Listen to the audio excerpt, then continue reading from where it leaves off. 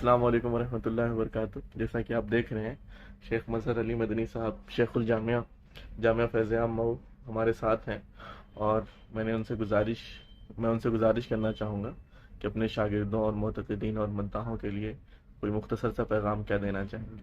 جی شیخ۔ جی، السلام علیکم ورحمۃ اللہ وبرکاتہ۔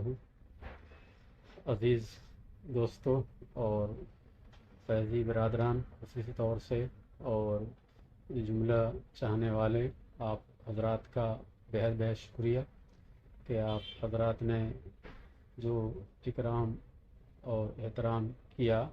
اللہ تعالیٰ آپ حضرات کو جزائے خیر دے، اور بڑی خوشی ہوئی یہاں ممبئی آ کر کے، یہاں چاہنے والے اور لوگوں کے خلوص اور محبت سے، اور ہمارے فیضی اخوان جہاں کہیں بھی ہوں میں ان کو سلام عرض کرتا ہوں، اور میں ان سے کہوں گا کہ طالب علمی کی زندگی میں ہمارے ساتھ رہے ہوں گے۔ طالب علمی کا مرحلہ کچھ اور ہوتا ہے، عملی زندگی میں قدم رکھنے کے بعد مرحلہ کچھ اور ہوتا ہے، دونوں میں بہت فرق ہوتا ہے۔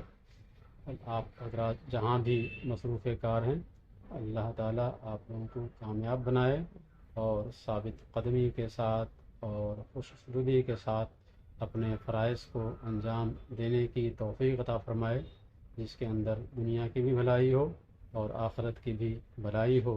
آپ حضرات دعاؤں میں یاد رکھتے رہیں، کرتے رہیں انشاءاللہ۔ شیخ، السلام ایک علیکم مختصر سا ورحمۃ سوال اللہ ہے وبرکاتہ۔ کہ جی جیسے فی الحال جو دینی تعلیم اور عصری تعلیم کے مسئلہ چل رہا ہے، جی ایک تعارض اور تناقض پیدا کیا جا رہا ہے کہ دونوں الگ الگ چیزیں ہیں، جی آپس میں ٹکراؤ کسی کیفیت پیدا کرنے کی کوشش کی جا رہی جی۔ ہے، اس حوالے سے آپ کچھ فرمائیں گے؟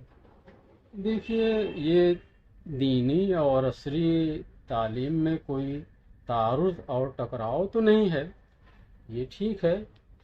ہر علم اور فن کے شعبے تخصصات الگ الگ ہوتے ہیں۔ جہاں تک دین کی مبادیات اور اصولی باتیں ہیں، وہ ہر ایک مسلمان کو جاننا چاہیے۔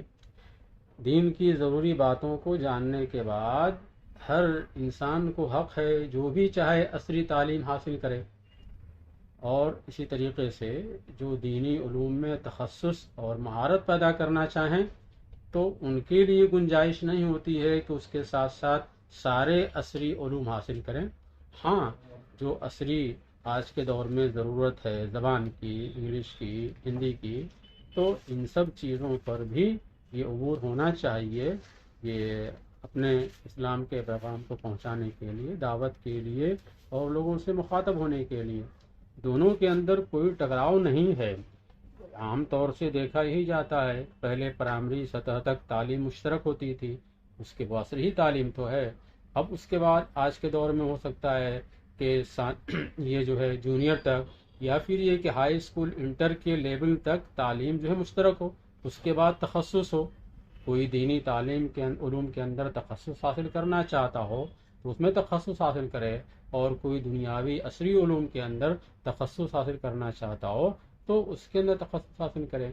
ایک مسلمان انجینئر بھی ہو سکتا ہے، ڈاکٹر بھی ہو سکتا ہے، کچھ بھی بن سکتا ہے، لیکن یہ کہ اس کو مسلمان رہتے ہوئے کوئی اس کے اندر قباحت نہیں ہے اور کوئی ٹکراؤ نہیں ہے۔ یہ بلا وجہ یہ تعارض اور ٹکراؤ پیدا کیا جا رہا ہے۔ جزاکم اللہ خیر شیخ۔ یہ بہت اہم بات ہے کہ ایک دین کی ضروری بنیادی معلومات ہیں جو ہر شخص کو جاننی چاہیے، اور ایک تخصص کا مرحلہ ہوتا ہے جو کچھ لوگوں کے لیے ضروری ہے اور جو فرض کفایہ ادا ہو جائے گا جن سے۔ ایک آخری سوال چھوٹا سا، میں سوچوں گا مختصر سا جواب دے دیں کہ اتنے لمبا عرصہ آپ نے گزارا ہے اور انتظامی امور میں، تو کون سی ایسی چیزیں ہیں جن کو مدارس میں مطلب اصلاح پیدا کرنے کی ضرورت ہے، یا کون سی ایسی چیزیں ہیں جن میں تھوڑی تبدیلی لانے کی ضرورت ہے؟ دیکھیے، مدارس کے انتظام کے تعلق سے بہت نازک مسئلہ ہے۔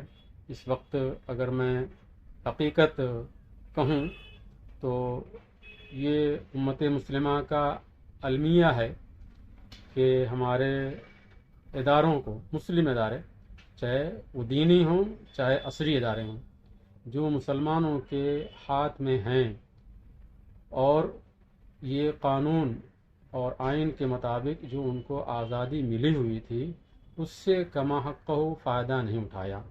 مسلمانوں نے اپنے اندر نہ انتظامی صلاحیت پیدا کی اور نہ تو اس کے لیے کوئی اصول اور ضابطہ بنایا. بے ہنگم طریقے پر یہ مسلم ادارے، تعلیمی ادارے، صرف مدرسوں کی بات نہیں ہے، وہی منتظمہ مدرسہ اور وہی منتظمہ اسکول بھی چلائے تو وہاں بھی وہی حالات ہیں. آج امانت داری کا فقدان ہے، اور یہ کہ اللہ اور یوم آخرت پر ایمان کمزور ہے، وہاں پر محاسبے کا خوف کم ہے، دنیا داری زیادہ ہے، اور یہ کہ اہل علم سے یا متخصصین سے رہنمائی جیسی حاصل کرنی چاہیے نہیں حاصل کی جا رہی ہے. اسی لیے ہم تعلیم کے میدان میں پیچھے ہیں. اللہ رب العزت توفیق دے، ہماری قوم کے لوگوں کو شعور دے، احساس دے کہ وہ قوم کی بہتری اور اصلاح کے لیے کچھ کر سکیں. شیخ ہم اگر سب اجازت دیں 30 سیکنڈ کا ایک سوال چھوٹا سا، بس آخری. شیخ آخری سوال یہ ہے کہ جیسے فی الحال ایک منہج کے حوالے سے ایک برننگ ٹاپک بنا ہوا ہے، سلگتا ہوا موضوع، یہ اصل میں منہج کیا ہے؟ مختصر سے الفاظ میں آپ کیا کہہ سکتے ہیں منہج کو؟ کون لوگ منہجی یا غیر منہجی، یہ فیصلہ کیسے کیا جا سکتا ہے؟ دیکھیے، منہج سے مراد منہج سلف ہے، اور وہ جو حدیث کے اندر آپ نے فرمایا ما انا علیہ الیوم و اصحابی، کہ جس طریقے پر اسلام کے، چاہے وہ فکر و عقیدے کا ہو، چاہے معاملات کا ہو، چاہے عبادات کا ہو، جو اسلام کا طریقہ ہے وہی منہج سلف ہے. اور اس کے اندر سلف کو دیکھیں کہ سلف کے ہاں آپس میں اتنی تنگی اور دوری نہیں تھی جو آج منہج کے نام پہ تنگی اور دوری پیدا کی جا رہی ہے. ہم سلف صالحین کی سیرت کو پڑھیں، صحابہ کرام، تابعین نظام، اس کے بعد ائمہ مجتہدین، کہ ان کے درمیان یہ اجتہادی مسائل میں اختلاف ہو سکتا. ٹھیک ہے، آج بہت سے ہمارے مسلمان بھائی اصولی معاملے میں ہم سے اختلاف رکھتے ہیں، لیکن ان کے ساتھ داعیانہ کردار ادا کرنے کی ضرورت ہے. مسلمانوں کے درمیان آپس میں یہ الفت، محبت اور یگانگت پیدا کرنے کی ضرورت ہے. جب ہم اسلام کے اندر ایک غیر مسلم، ایک یہودی اور نصرانی کے ساتھ، پڑوسی کے ساتھ اچھا سلوک کر سکتے ہیں، برتاؤ کر سکتے ہیں، اچھے اخلاق سے پیش آنے کا ہمیں حکم ہے، تو کیا ہم کلمہ گو اپنے بھائیوں کے ساتھ اچھے اخلاق سے نہیں پیش آ سکتے؟ ان کے ساتھ نرمی کا معاملہ برتاؤ نہیں کر سکتے؟ یہ منہج یہی ہے جو سلف صالحین کا تھا. تنگی اور تشدد یہ سلف صالحین کا منہج نہیں ہے. جزاکم اللہ خیر شیخ. 3 اہم باتیں پتہ چلیں کہ جو بھی لوگ جہاں بھی برسر روزگار ہیں، اب جس بھی میدان میں ہیں، وہ اچھے طور پہ اپنی ذمہ داری ادا کرے.